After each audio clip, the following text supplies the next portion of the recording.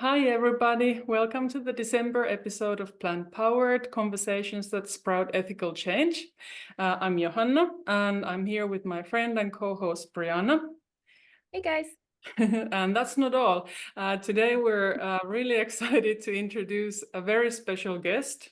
For this episode, our very first guest, actually, joining today is Sandra Nomoto. She's the ethical marketer and book whisperer, a health-conscious vegan, author, solopreneur who works with ethical businesses and authors. She lives and works in Vancouver, British Columbia. So welcome to Plant Powered, Sandra. It's really, really awesome to have you here with us. Thanks, Johanna and Brieanah. I'm so stoked to be here. Long-time lurker of your channel. So Yay. yeah, super honored to be your first guest.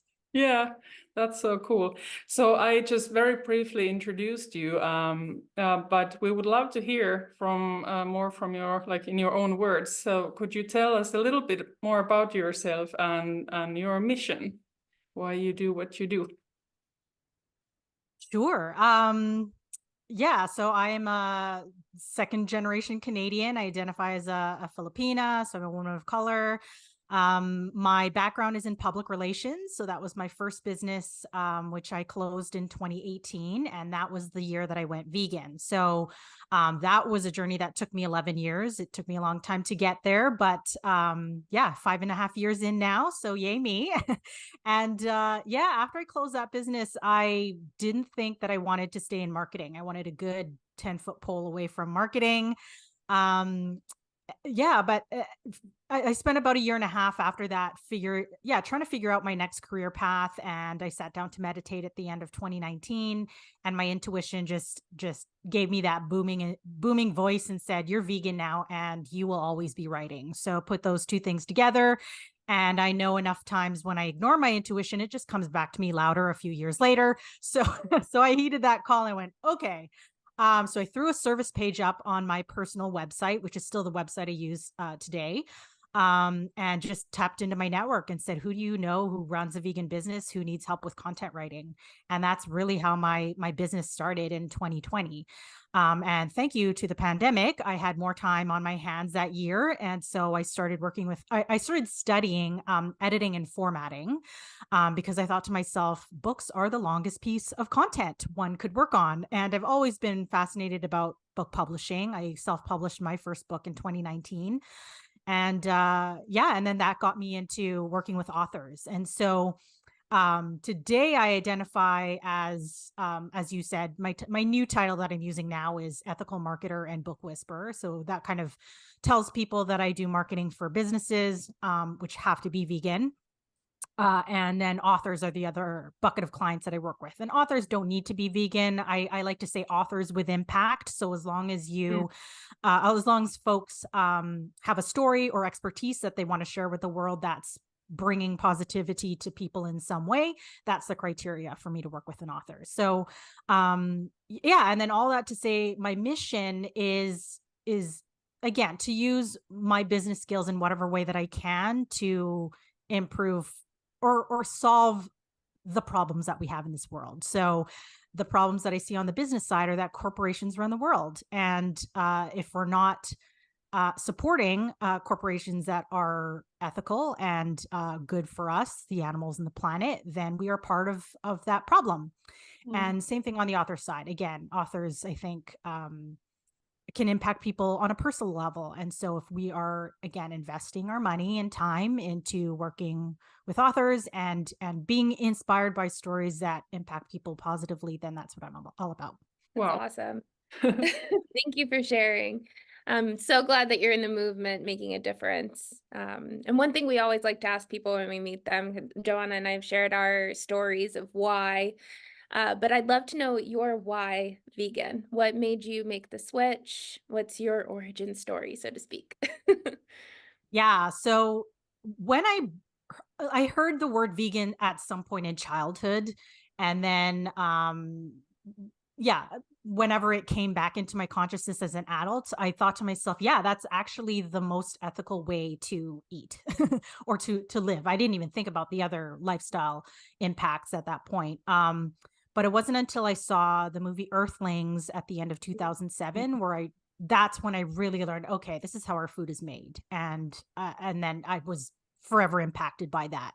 The goal was to be vegan, but I knew that I didn't set a timeline for myself. I didn't say, I want to do it within a year or 5 years.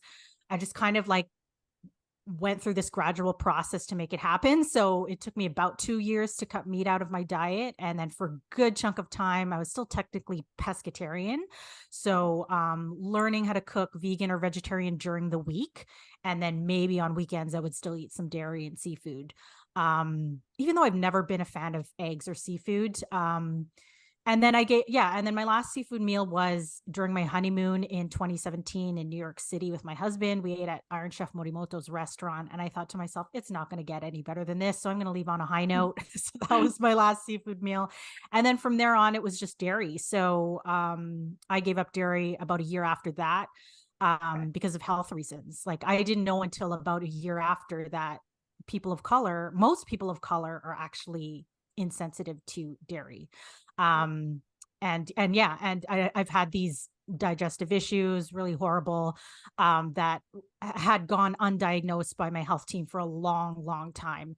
And finally I went back to my naturopath in the spring of 2018 and said, I need more answers. And she said, let's try a food sensitivity test. And that's when I found out I was sensitive to dairy, among other things. And then I did this 4-month cleanse, and it came at the end of that cleanse. And I thought, that wasn't too hard. So I think I can do this forever. So of course, when you get over the hurdle of diet, everything else is so much easier. Of course, I still have, a down duvet, right? That is going to take me a while to replace. But fashion choices, household products, like all of that is so much easier once you get over diet. It's so true. So true. And I love that you took a progressive approach to it. People always think that it's like a abolitionist thing, that they have to quit immediately or it will never work. And they get so scared to try. Do you have any advice from your journey of what you would share with someone that's thinking about making the switch or has tried and failed, quote unquote, in the past? Yeah. Don't listen to anyone else. Listen to yourself and your own body. There's definitely, it's not a race. I think that given the products that we have now, the alternatives that we have now, if I had these back when I started, it would probably have been so much faster for me. So it took me 11 years, but that's only because I just didn't have great options in terms of substitutes. Of course, you don't need the substitutes, but I find that a lot of people, when they think, like I talk to people who say to me, I would love to go vegan. I just they can't even fathom not eating meat and going straight to a whole food plant-based diet, which a lot of people know is the healthiest diet anyway. But to get there, substitutes really help you. Right. And that, the price might be a barrier for some people. So I think if you don't have a problem with substitutes, that is your bridge, and you can probably do it in a year. I'm just throwing a number out there, but I think I would have been able to do that in a year. If you want to make the leap from meat eater to whole food plant-based, it just depends on how good you are at cooking and how much of that plant world you want to bring into your cooking repertoire. So I think either way you do it, it's definitely not impossible. If I tell people, if I could do it, anyone can do it. And I don't think it needs to take as long as it took me. It took me 11 years, but I definitely think you can do it much faster. Yeah. And I think it's just important to remember with this, as with everything, everybody has their own journey. It's just so we have such different backgrounds. This reminded me, I just listened to a podcast. It was in Finnish about the vegan movement, and there was a person who had actually a 5-year plan to become vegan, and it was the first time I ever heard somebody really have this plan, and they had food disorder background and everything, reasons to really take it slowly and being mindful of their body and needs. And I think it's really cool. I love that. Anyway. Making a 5-year plan. Yeah. Well, and when you start thinking about marketing too, when your people are taking this progressive approach to it, it can become such a challenge. Like, how do you speak to people when they're all over the map of where they are? Are you speaking to the person that's already veg friendly or is curious? And so I bet you run into that a lot in what you do. And perhaps in writing the book, you had that in mind. I just love to hear more about the why behind the book and who you were trying to speak to and the stories that you collected there. Yeah, so the idea for the book came in 2021, around the time of my birthday. An intuitive told me, "Your spirit guides are saying you're going to write a book." And I went, "Really?" I had no idea, but I just kept thinking to myself, what could I possibly write a book on? I knew it would be nonfiction because I just don't write fiction. And then around the summertime, I thought about vegan marketing because that's my world now. And I Googled, and not only was there not yet a book about marketing in the vegan world, but there was only one book about vegan businesses out there. And that was Katrina Fox's Vegan Ventures, which she published in 2015. And so that was 6 years already since that book had passed. And I went, really? Like, that's it? And so I just knew that I had to add to this market, this underserved market. Um, and so, so I started building my ideal list of folks that I would approach to submit a marketing story or a case study for the book. So I started with a list of about 200 companies and thought, if I reach out to 200, I should be able to get 50. 50 stories. And that list ended up extending to almost 280 because either the folks said no, they didn't want to participate, or I didn't hear back from them, even after following up. So I got a total of 47 stories back. So in it, but also as I was writing the book, like I wanted at least one example, one real life example of every tactic that I talked about. So in addition, I pulled examples from just stories, articles that I found online, and got permission from the companies to use those examples. So in addition to the 47 stories, there are another, almost 50 companies added to that. So that's almost 100 vegan businesses mentioned in the book. That's amazing. And in case we haven't said the name yet, because I'm not sure, I might have blanked out on that. It is Vegan Marketing Success Stories. And we'll link to it under this video to make sure that anyone interested can see it. Sorry, Johanna, you want to? No, that's good. I was actually, it was in my mind too. We need to like mention it again, but like, congratulations. I was reading through the book like in the last days. I mean, it is massive. Like you it's I'm like in all of the work you've done, and I just like wanted to like highlight a little bit. Like, I mean, it covers everything. It's like from networking to traditional advertising to PR and like digital marketing, events, everything. So I wonder what has the reception been like? And I mean, also I'm amazed that so many people got back to you. It seems like there's really this, like, the people want to share their stories, because I think that's a really high percentage of people, getting back to you and sharing their stories, or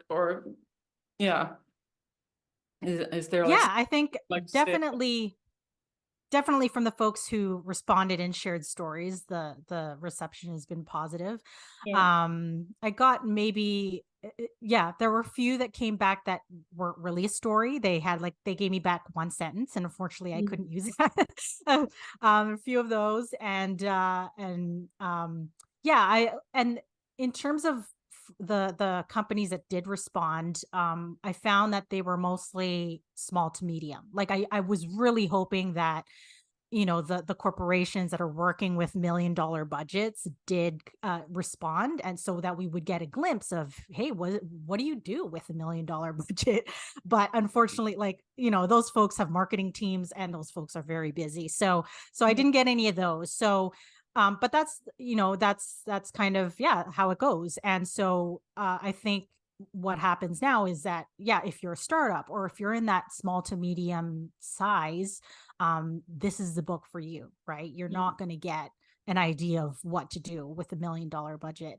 I always try and ask, when people tell me that they've bought my book, I'm so grateful. And I say, please review. So, and I don't have a lot of reviews. The reviews that I've gotten back have been generally, for the most part, positive. So I'm so grateful for that. And the book won a Vegan Choice Award earlier this year, which I'm super stoked about, along with like Earthling Ed's This is Vegan Propaganda, and other really great authors. So super happy about that. And then I've been asked to speak at several summits or events as a result of the book too. So that's also just kind of brought that, I guess, spotlight to me that I didn't expect. Yeah. Kind of like a follow-up question, like based on your book or the stories you've heard or something else, like what's one success, like vegan marketing success story that you would maybe like to highlight here, something that everybody could learn from, or if not everybody, like I guess we're mostly people who are listening to this are probably like small, medium business owners. So yeah. One of the ones that I love telling is that of Meredith Marin. So if you're not familiar with her, she currently runs a company called Vegan Hospitality. But before she started this business, she relocated with her husband, who's originally from Aruba. So they relocated from the US to Aruba in 2016. And as a vegan, she found herself with not great options, both at the supermarket and at restaurants. And she really took it upon herself to pretty much make this island vegan friendly. So she started with chefs at restaurants and just contacting them and saying, hey, what can you make for me? And from them learning, what her needs were, that brought in the food that was needed to the supermarkets. And then she took it upon herself to really educate people on what veganism was and why it was important. So any media opportunity that she was offered, she taught vegan cooking classes. She got some really great media mentions. So travel magazines that were in every hotel room in Aruba and in the backs of airline seats flying to Aruba. And then in 2018, she got the opportunity to partner with the Aruba Tourism Authority to sponsor an influencer trip. So they sponsored, I believe it was 6 vegan influencers from the US, brought them to Aruba, showed them a good time. And of course, they produced a lot of content from that. And a lot of that is still the top ranking content when you search vegan and Aruba. I also failed to mention she started social media accounts under Vegan Aruba, use the hashtags so that people traveling to Aruba, could find out what options there were for them when they came. So as a result of all of this, boots on the ground, almost single-handedly doing marketing around this island, the app Happy Cow named Aruba the most vegan friendly island in the Caribbean. I don't know when this was. I'm going to guess between 2018 and 2020. So that's all because of Meredith's efforts. And like I mentioned, now she runs a company called Vegan Hospitality. So if you want to do exactly what she did in Aruba, but where you live, you can take her program and learn all of pretty much everything that she did, and that's going to help us bring about a more vegan economy in a vegan world. Wow, that's so cool. Thanks so much for sharing. That's a story. Wow. Yeah. When I read it, I was like, whoa, like powerhouse. And it's so inspiring because, people might be listening and thinking like, I'm vegan and I don't, maybe I'm one of a few vegans in my community. What impact can I have? Well, there you go. That's the impact you have. And it shows the power of social media. You said that she got the word out, used the SEO capabilities of Instagram and things with the hashtags. Like people either have the dream of going viral or they're like, oh, I'm never going to get anywhere on social media, and it just shows what's possible when you use it as a tool and you really lean in to its capabilities. But with that, I'm sure that you also ran across some mistakes, some whoopsies in this movement and that business owners might want others to learn from. Do any stick out to you that you'd want to share? Because I think I shared the tentative title, which again was around vegan marketing success. A lot of people did not share failure stories. But the one that comes to mind is Vicado, which is a pet food company, vegan pet food company in Toronto, Ontario. And they shared that, there was a study that came out about sled dogs doing very well on plant-based food. And they were excited about that. And so they shared a photo of sled dogs as they shared the news about that study. And so their social media followers did not appreciate that. Um, Yeah. Rightly so. They received a bit of backlash. However, they rectified it. They apologized. They, promised to do better. And that actually was a success story for them because they did good on the mistake that they made. They actually they said that they deleted the post, which I don't always recommend because sometimes it's nice to show that you've made a mistake. But yeah, that was the success story that they submitted, and that all came out from a mistake. And so that's the one failure to success story that I have in the book. I'm glad that it turned into a happy ending. For those that might not be aware, I'm imagining that was probably because the dogs were being forced to pull a sled. Is that the backlash? Yeah. Okay. Just want to make that full circle for anyone questioning. Very cool. Thanks for answering that. What do you wish like everybody understood about marketing on any level, foundational or or not? Because I think there's a lot of misunderstanding there. Yeah, the first thing that I want to say is that everyone's strategy is different. I like by kind of throwing it all out there in this book and telling people here are all the possible things you could do. Hopefully that tells people like it's going to be a different mix for your company versus a competitor's company. And also because your audience is going to be slightly different too. So even if you were to copy whatever your competitor is doing, it might not land exactly the same with your audience. So everybody's got their own, cocktail strategy that's going to work for them. And it is all trial and error, right? You might try one tactic for 1 month and it's just it's not working. So you got to drop that for a while and try something else. So in terms of like, yeah, just high level strategy, that's what I would want to say. I've been asked a lot about basics. Where do people start? Because you've given them like 100 different tactics they can use. Where should people start if like they're just launching? So what I call my 4 basics are number 1, website. And that might sound like super obvious, but I come across businesses all the time that are just on Instagram. Everything is done through Instagram. And that's super scary because that you don't own that platform. Meta could go down for a day, which it has in the past. And if it does, that's your business. So you got to have a website.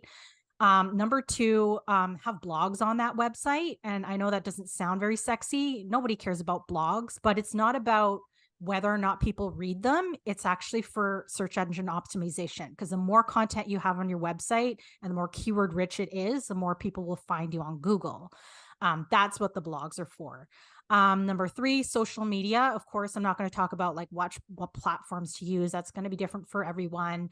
But that's just how you grow and nurture an audience. That's how people find out about you. That's how you build a community. And number 4, email list, because again, if a social media platform goes down, if your website is under construction, you always need a way to contact your audience, and you own your email list.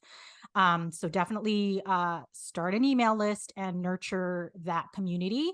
And those are my 4 basics. Like that's where you start.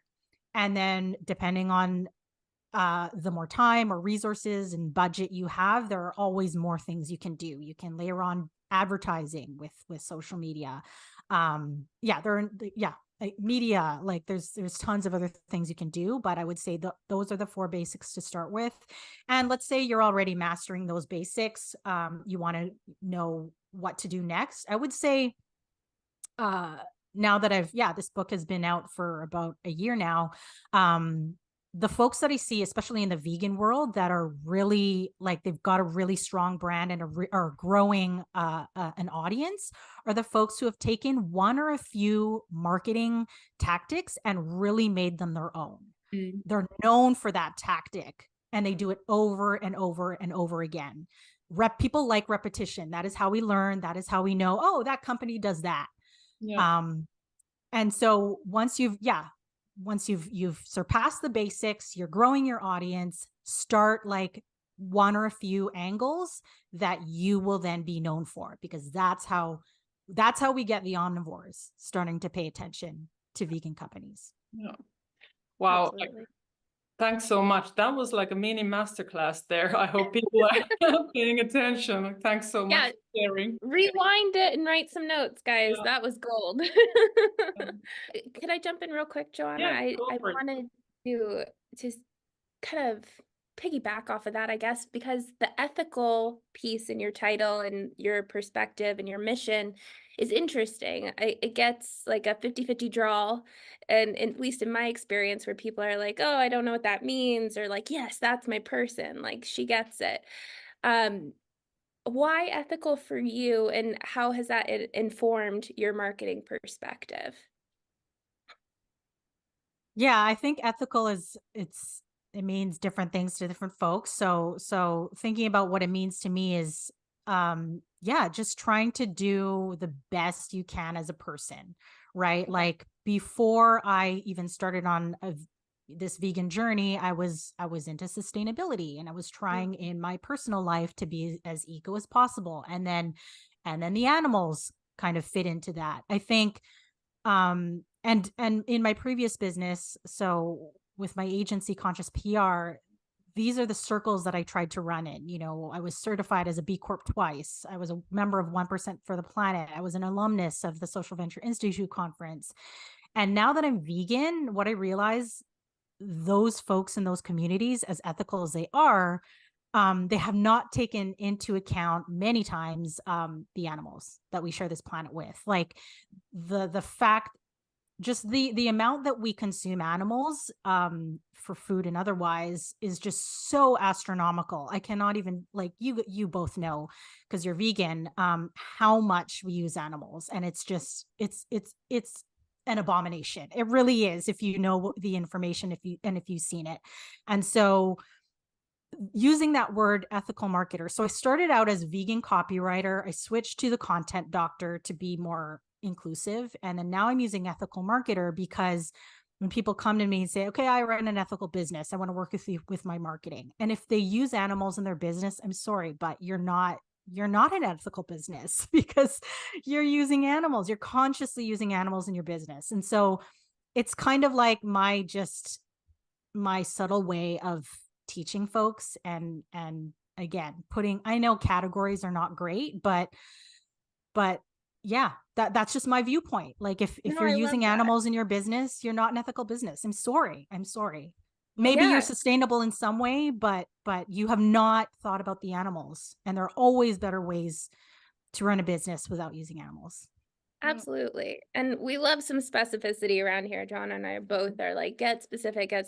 And so I'm glad that you're using it personally, and that you're also using it as a point to teach people when they apply to work with you. And no, not quite there, but here's how you could if you're still interested. It's a very compassionate way to use it. I'm curious, like, does that lead to conversations with people? Like, if they approach you and they're not vegan, like, do you just say like, no, thanks? Or you start a conversation or education, you know what I mean? Yeah, I mean, I really have not had these conversations yet, because most of the folks who come to me are either vegan or their business is already vegan. But it is very clear on my website what I mean when I say I work with cruelty-free businesses. It's not just cruelty-free in the sense that, you can't be testing on animals. It's the removal of animal products. So maybe that's an additional filter that, people already use to not get in touch with me. Yeah. So I think with being an author and a marketer, you're a master storyteller. I think that's safe to say, right?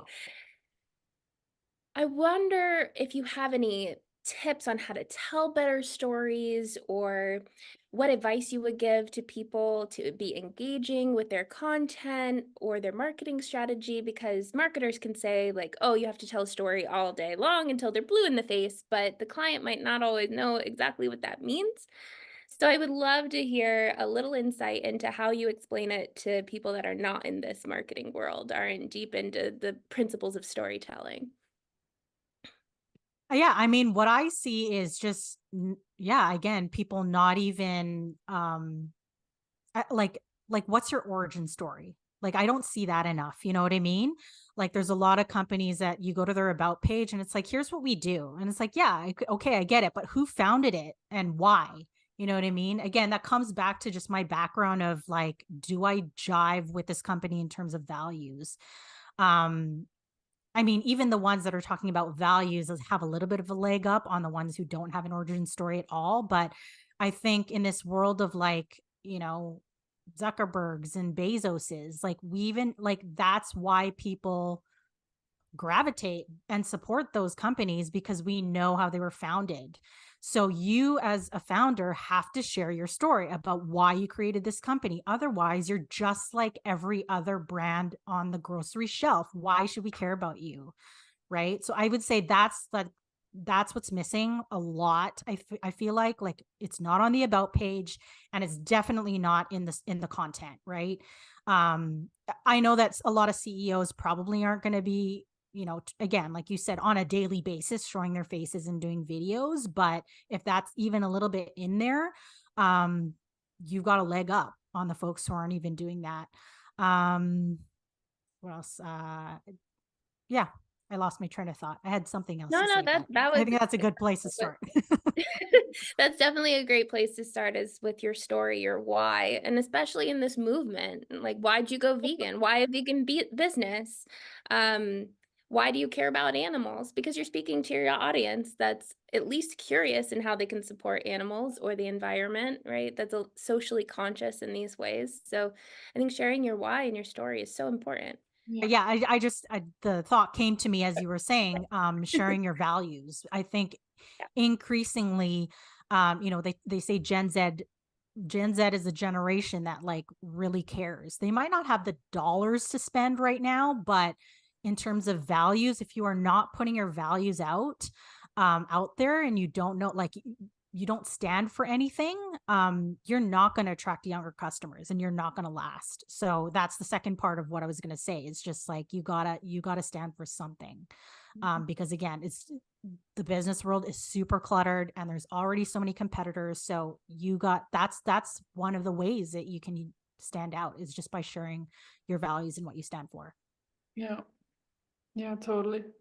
And I think I'm just like repeating a little bit, but like what I at some point kind of also understood that, hey, like business owners like us, like most of us are so like the why is so clear, like we're so like mission driven and people care more and more about this and they will start to care even more. So it's like, yeah, we really have this one strength over a lot of other businesses who don't have like such a strong why. So really like, yeah, wish more people made use of it because it really like, yeah, builds this connection with your people. So one final question, Sandra, what's your favorite type of marketing at the moment, for example, and why? What do you like to do yourself, or where you've had like a particular success?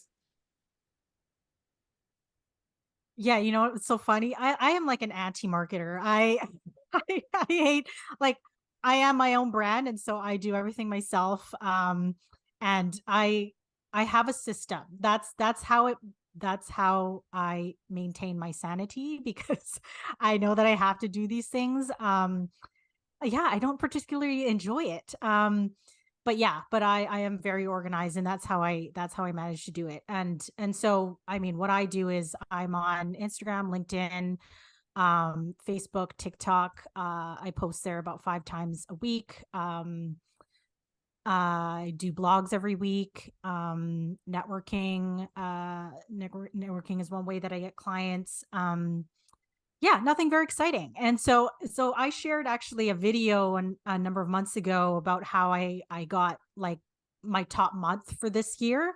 It was all because of boring stuff. So first of all, I launched a new service earlier this year that I had been just trying to get agencies, local agencies here in town to pay attention to and tell their clients. And I feel like I was kind of like just beating my drum. Nothing was happening. And then I told a client that like I hadn't worked with for a number of months about this new service. And she's like, oh, I'll buy your media list, your local media list. And I was like, that's all it took. Just like reaching out to my clients that weren't active. So that was one. And then again, blogging. Like, when I started, I was blogging about once a month. I stepped it up, to weekly when like leading up to the launch of my book. And then I kind of went back to a monthly rotation. And then I decided to step it up again to weekly in, this summer. And it only took about a month for, like authors tend to just find my blogs and that's how they reach out to me. So this one blogger about a month later reached out and she's like, I need a ghostwriter. And then that became like my top client for the year. So it for me, at least, it's all of this boring stuff that that makes the difference. For others, it might be something different, but I love it when like my favorite, because I follow a lot of vegan companies, are just the folks that are doing something different. I just came across this happened just this past week actually. There's a documentary called The Smell of Money, which was produced in the US. It just has finished the festival circuit and now it's available on Google Play and Apple TV.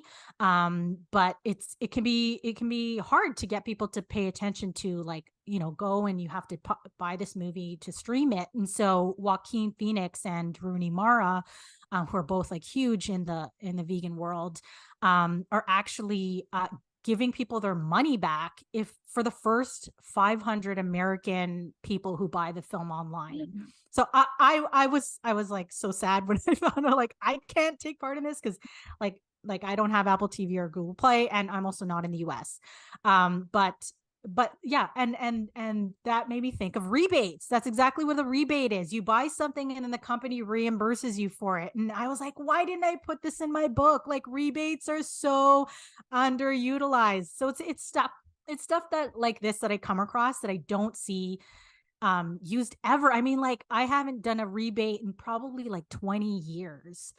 But I was like, good for you, Smell of Money documentary, and getting Joaquin and Rooney on board to do that, because I think it's freaking brilliant. Like, that's how you get people to watch the film, because once people watch the film, they'll tell their friends and family and so on and so on. And that's how we spread this message.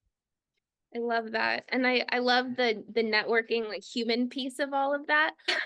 I love the networking piece of all of that. And because even business owners can go into their network or past clients that have purchased from them before and re-engage them. They can offer rebates, they can offer specials. You can just get so creative with marketing. It doesn't have to be so salesy and like buy now that marketing sometimes gets this bad rap for. It really is relationship building and getting to know your audience and getting to know who's interested. So I love that story. Thank you for sharing that.